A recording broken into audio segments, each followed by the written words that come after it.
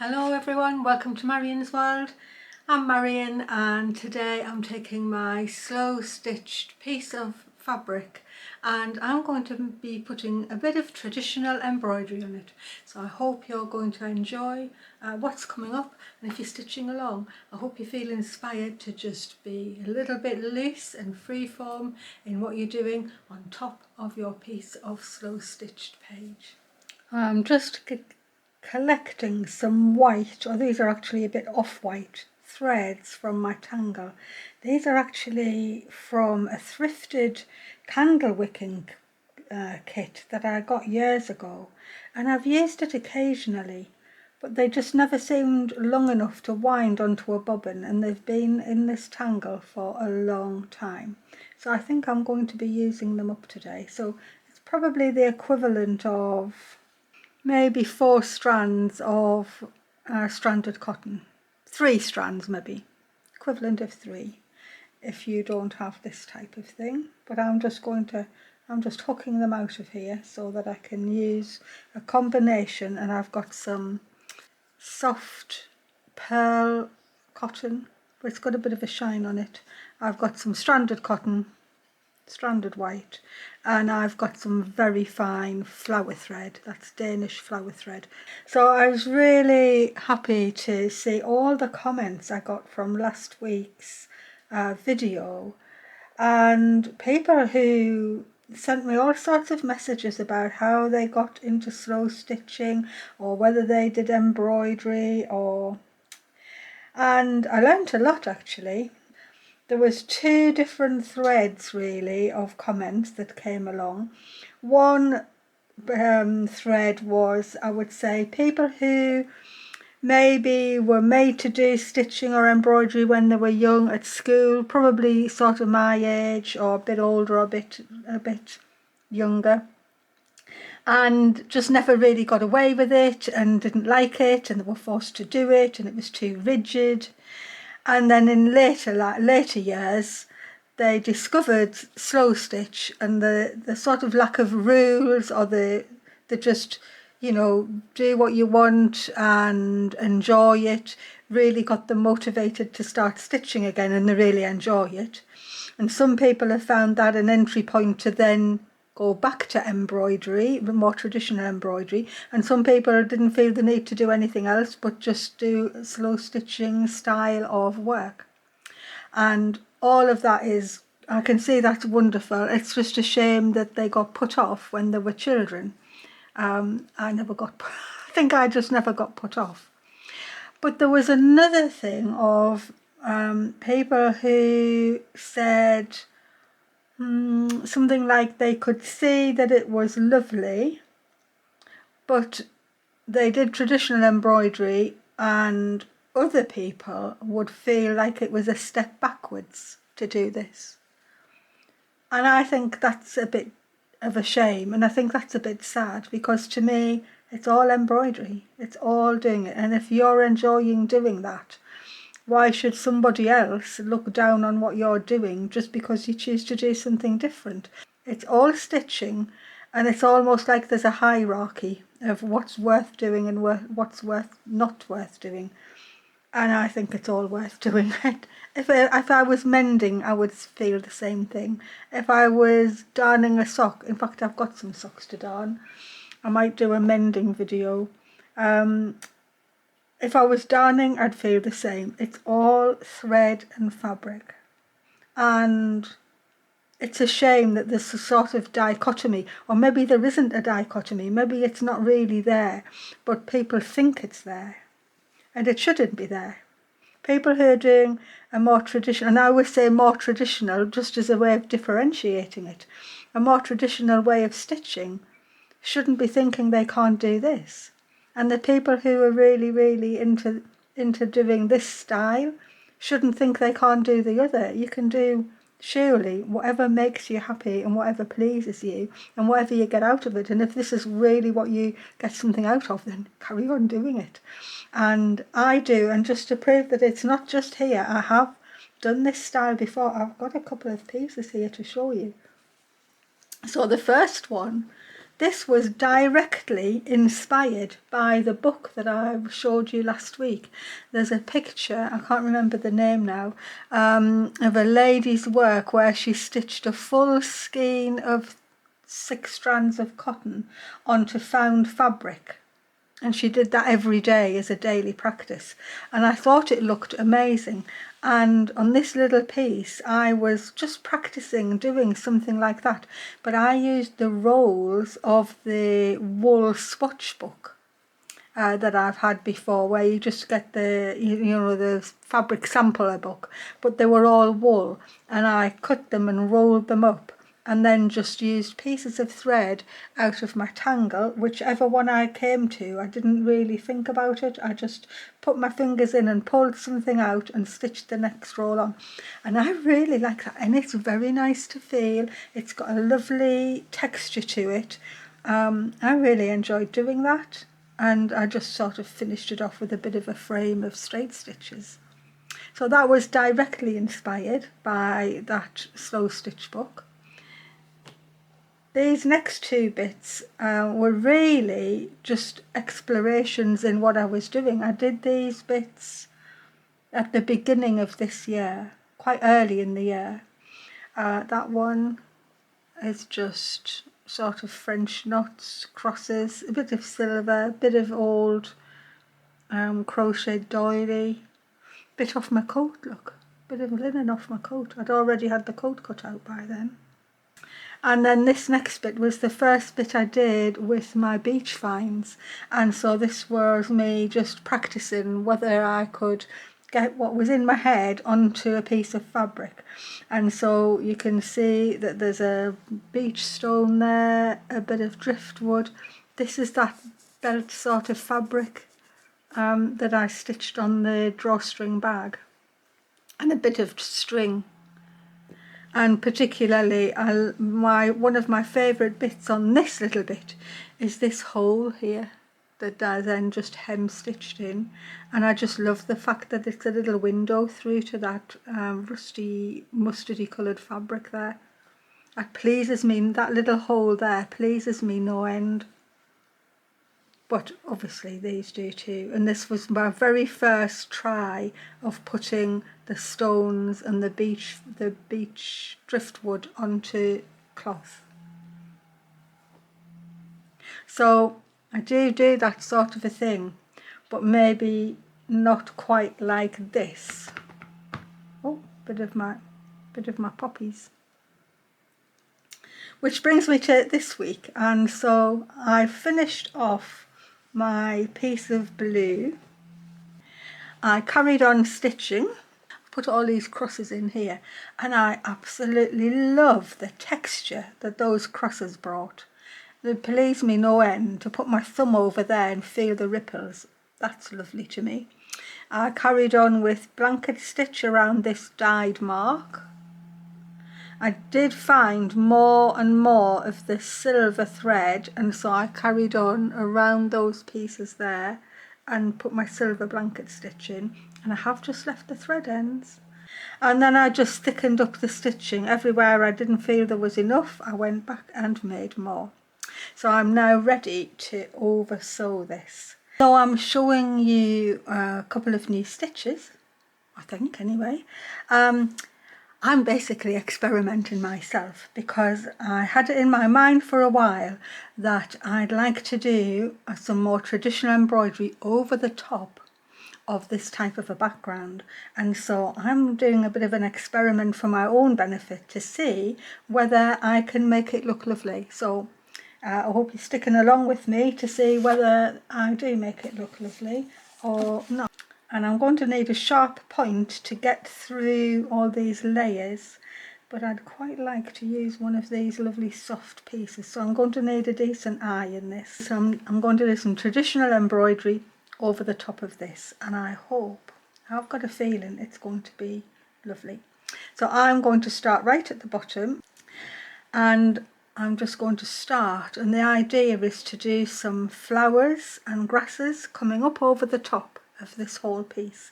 And so I'm just going to start first of all with a running stitch line that I'm going to have a little bit curvy, but not wiggly.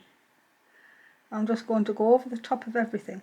Of course, because I've got everything stitched down, I don't really have to be going down right through to the back. I can just sort of surface embroider on here.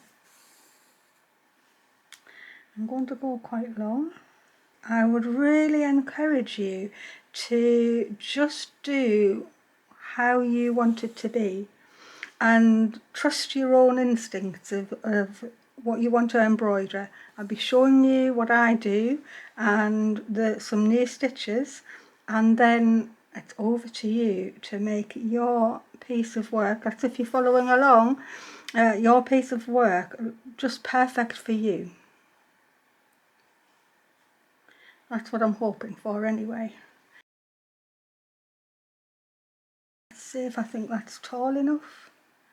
I think maybe it is.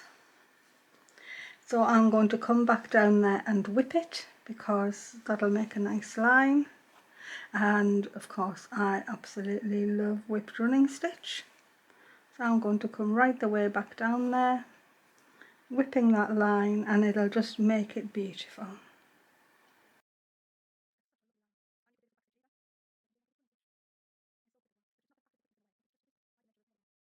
Every line that goes in will tell me where the next line needs to be. So I think that is still within the ethos of slow stitching. But I'm just going with the flow and seeing what happens. Well, one good line. And I think I'll do another one. I'll just come along a bit. I'm going to do exactly the same again. Just head out in a different way. And I'm ignoring all the stitches that are already on. I'm just taking my line where I feel I need to put it. And I'm not going to try and avoid or purposely go around any of what's already on.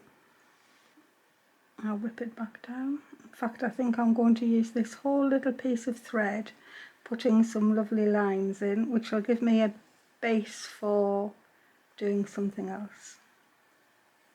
And hopefully just prove that some traditional embroidery and some slow stitching can live in harmony on the same piece of fabric. That's if you want it to. If you don't want it to, well, it doesn't matter.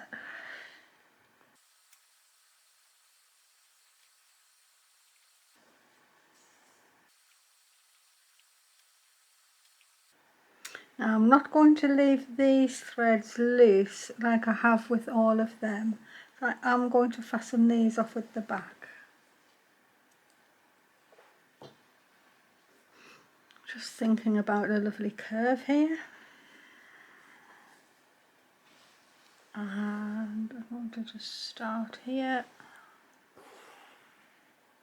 And maybe I'll couch this one down because I'll get a nice, it'll be easier for me to get a lovely curve.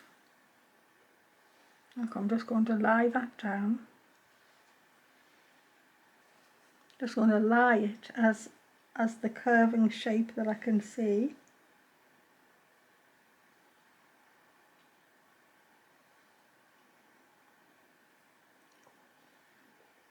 Take it right into the bottom, and I'm going to couch it all the way back up. Up I come. And I'll just take stitches along the side and smooth my line, a little stitch across, couch it down.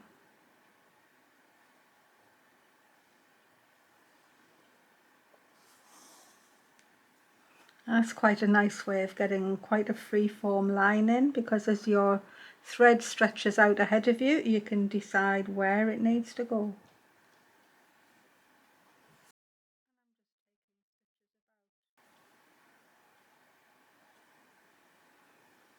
And my stitches aren't even going horizontally, they're all which ways, and I like that. It gives it a bit of freedom.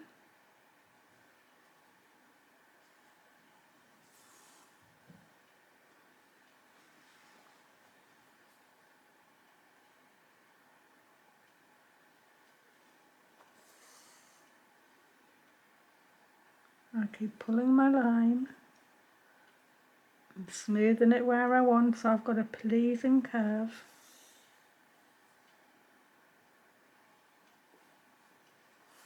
And if it wiggles about because your thread's loose, you can just give it a bit of a pull, and I'll end up with all this excess up here that I can, you know, as I get up there, I get the curve in more. I'm not necessarily making all the stitches the same at all. I'm just going wherever the needle wants to take me. But now I'm particularly looking at this lovely curve here and how I want it to fall.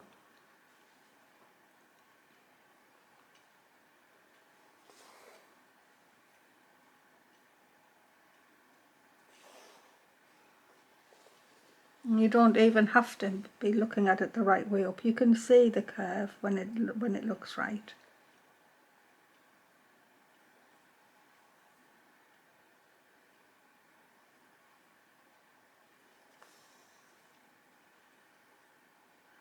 So I start and bring it across. And just pull on it a bit and it'll smooth out.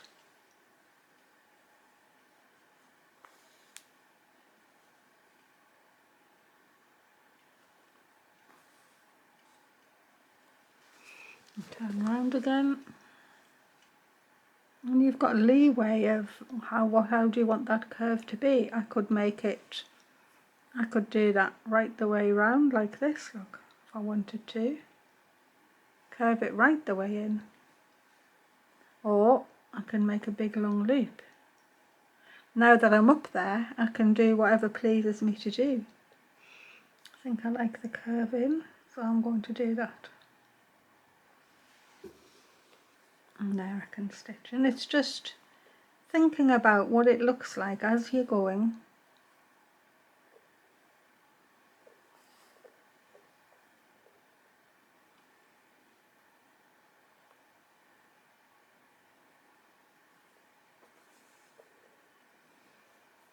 You can keep pulling just to make sure that evens the stitching out. I'm going to go into there. But as you can see, I'm not paying any attention to what I did last week. It's just there to show off everything else. And hopefully show itself off as well, and that's why I'm choosing to just use white thread today. It's got to work, I'm trying to get it all to work in harmony together. I'm going to do my couching stitches a little bit nearer together as I'm getting into this curve.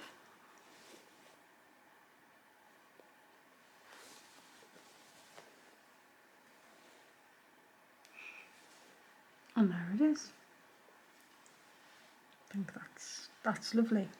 So now I'm going to come up here. I'm going to do another stem. I'm going to work downwards.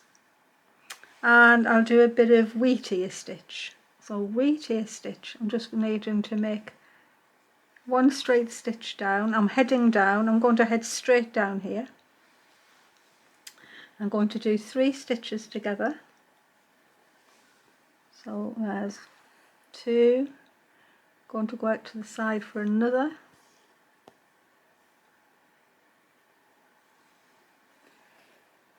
I've come down my stalk. I know I haven't got a line drawn or anything, but I know it's my stalk, and I'm going to pass my needle through all of those 3 stitches. So I'm sort of doing a backwards chain and down, and then I have done a backwards chain. I'll come up to the side, and it's like an ear of wheat with the little hairs, the little awns they're called, poking out from the side. And you don't have to make them the same, you don't have to make them equal, just put a stitch down. and so I've stepped down again, back up. Now I've got 4 threads to go through. I've got the 2 little ears, the 2 horns and the chain stitch. Through them all, back down to make the backwards chain. Out to the side to make the horns.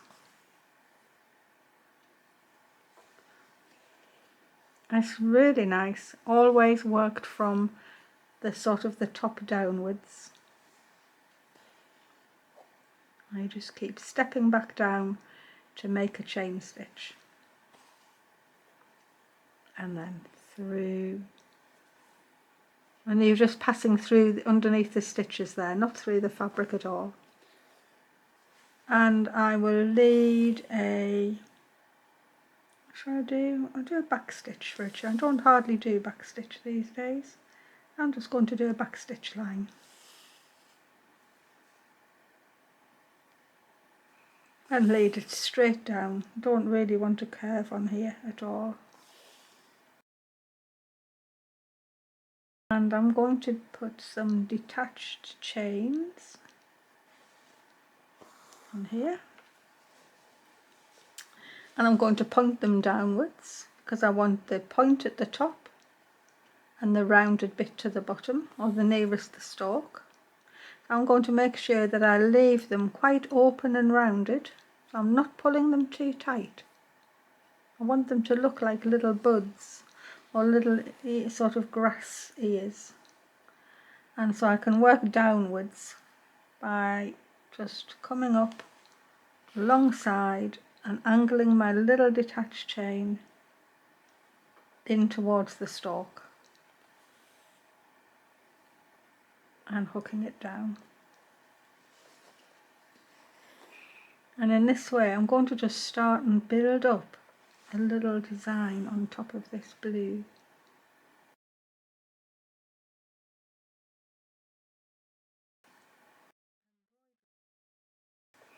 I want to hop over and start to make some leaves, and I'm just going to do leaf stitch.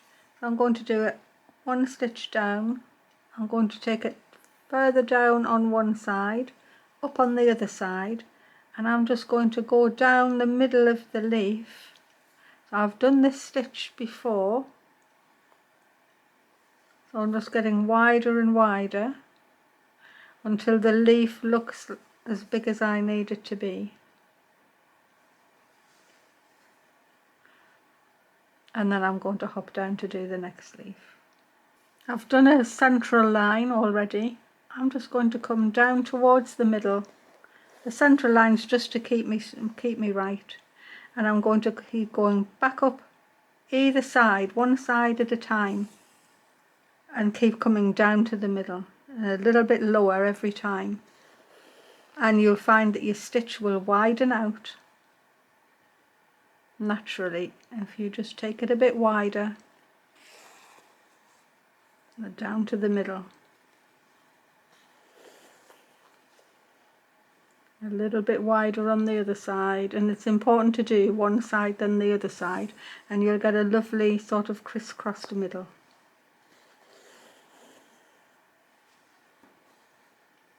And as soon as you feel your leaf's big enough, just stop.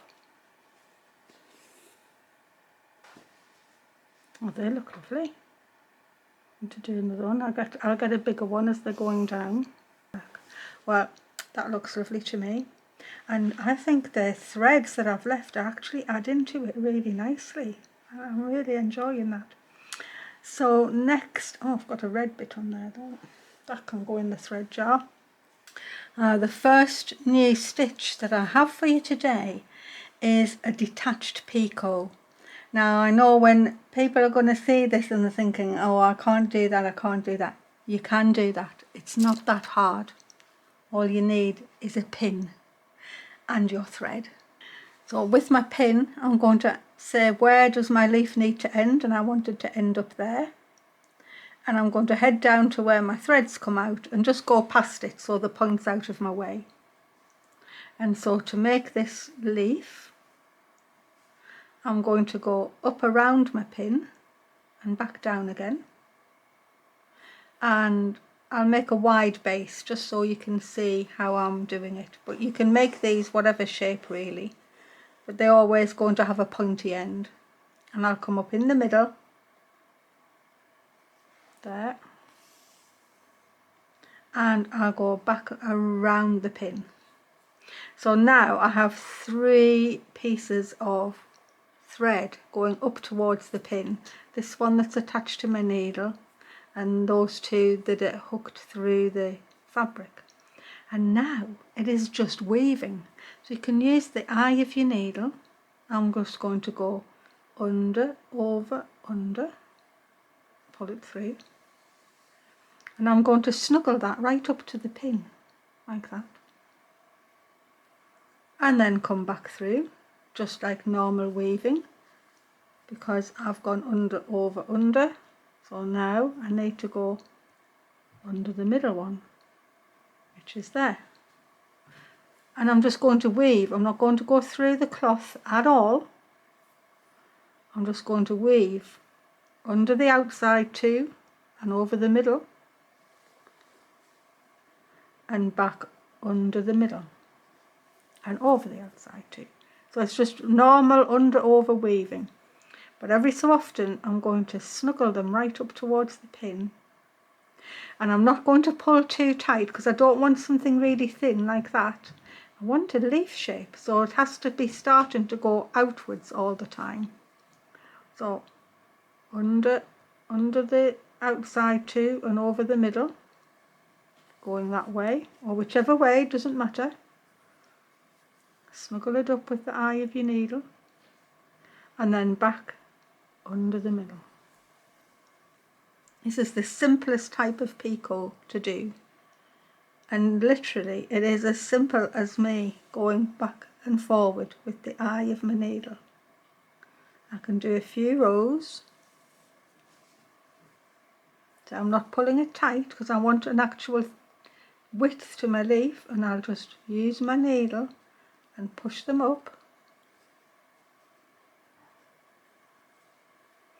and then keep going.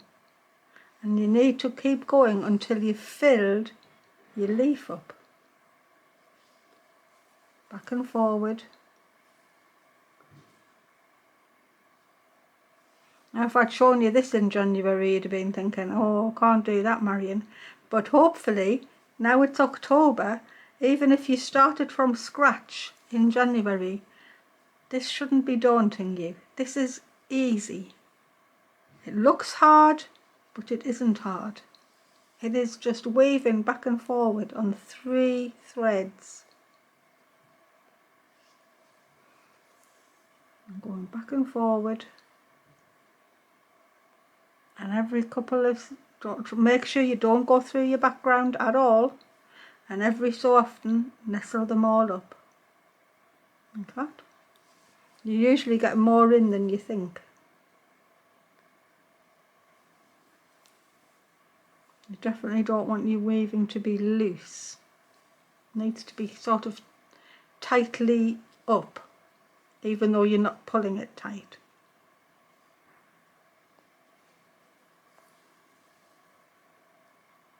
Oh, I've just taken it out again. That just shows you, if you go wrong, you take it out again.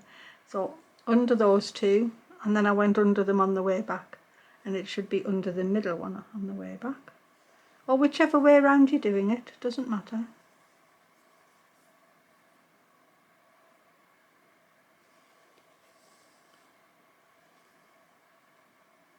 Nearly there.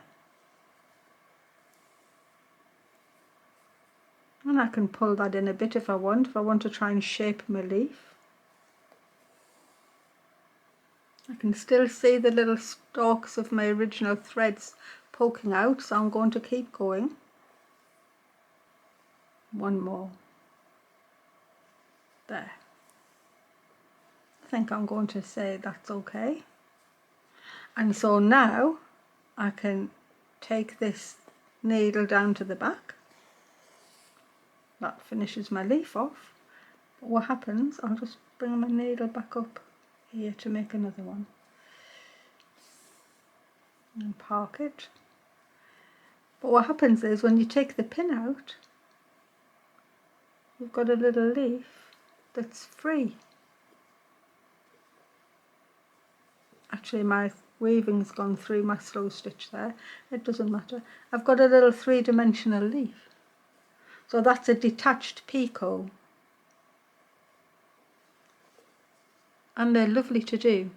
So they can make flower petals, obviously they can be done in green, pink, sky blue, polka dot, whatever thread you've got. You sort of need a thicker thread if you don't want to spend tons of time making them. I'll do one more here. So I'm going to angle it away from the stalk. So the pin needs to go where you want your leaf to finish, and it can come right past. Quite often you see the old-fashioned books, they'll tell you to pull the pin up at the end, but I like to go right past with the pin end so that it's not in your way. You make sure you've got enough thread on your needle that you can do all the weaving in one. You don't want to be breaking off in the middle. You have to be able to do all of it. Around your pin, down for where you want your leaf to end or your petal to end, whatever you're doing, up in the middle, and then around your pin again. And then that's why you can start weaving right from the top. I'm going to turn around so I can do it. So you're weaving, always weaving from the top, and then you don't have to be finishing off at the point. You always need to be finishing off at the bottom, which then leaves the little top end free. So I'm going to start with under the two outsides and just do a couple of passes and then nestle it right up to the pin so that you can get a good start on it.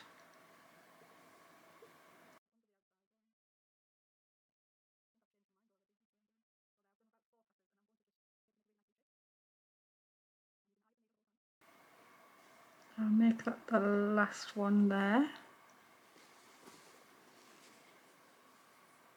I take my thread down, finish off, I turn round to take my pin out, and there's my little leaf. Now I've come up over the top of this little stalk here, and I'm going to put quite a large flower on because I'm not bothered about realism in a way. I'm just trying to get the feel of bunny flowers on top of my background, and I'm going to make a five petaled flower, and I'm going to come up with some big long chain stitches first, and I'll just take them down. I don't need them to be really wide, but I quite like the idea of the chain stitches, and I'm going to make 5 little petals going out, and I'm going to try and make them the same length. Keep hooking them down. This is a nice stitch if you were going to do it in a couple of different colours of thread, but obviously I'm only working with my off-white or my cream thread at the minute. And so I've got a lovely little flower. However, I'm not going to leave it like that.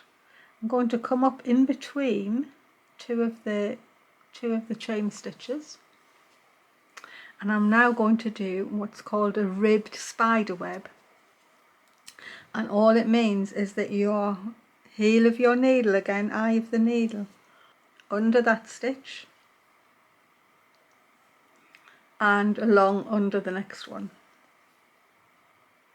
and then you come backwards and go under 2 stitches again, and you want to keep those woven spokes right down to the middle. So I'm going to go backwards over one and then skip through to the next one, and just keep working round. I'm going to make sure that they're right down there at the beginning. Sort of need to make sure that they're going down right into the middle, not through the fabric at all, and you're just working round backwards under the one that you're working on, and then under the next one. so that you're always working 2 little petals at a time. So backwards on this one and then under the next one too. Backwards on this one and under the next one too. And we're going to get the little ribs coming out as we go around and as I get further and further up the petals. And it's just going to make a really lovely middle.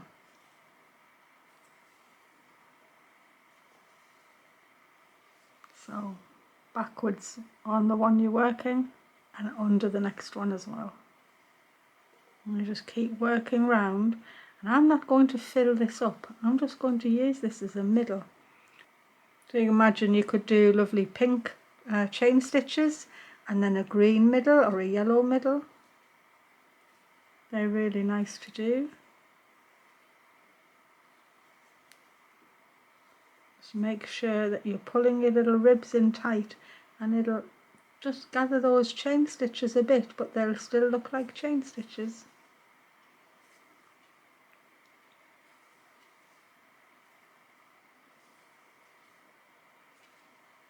And as you get further out, you'll get a nice flat bit coming in between the ribs. You'll be able to see it clearer now I've got further out along the spokes. Now you can do this with any number of petals. I could have put 6 on or 9 or anything at all. It'll work.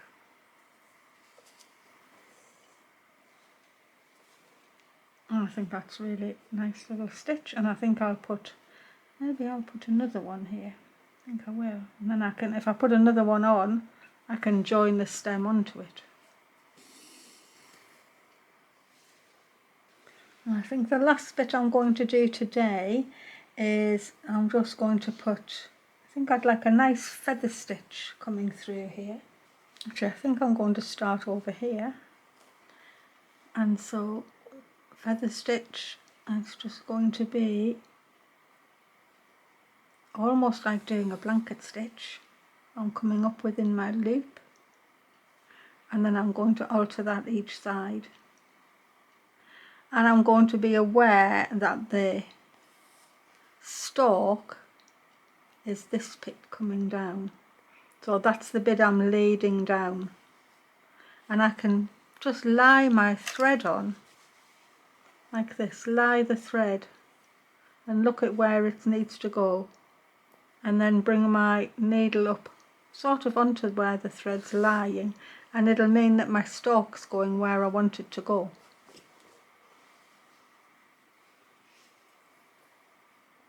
And it doesn't matter how big or what angle you make these feather stitch stalks, the more free you are, the nicer it's going to look. I can change the angle. I can go twice out to one side and do double feather stitch, and I can come back over to this way and do one that's quite close together, and it's all fine whichever way you want to do it. But just think about the way that that stalk is coming down to the bottom.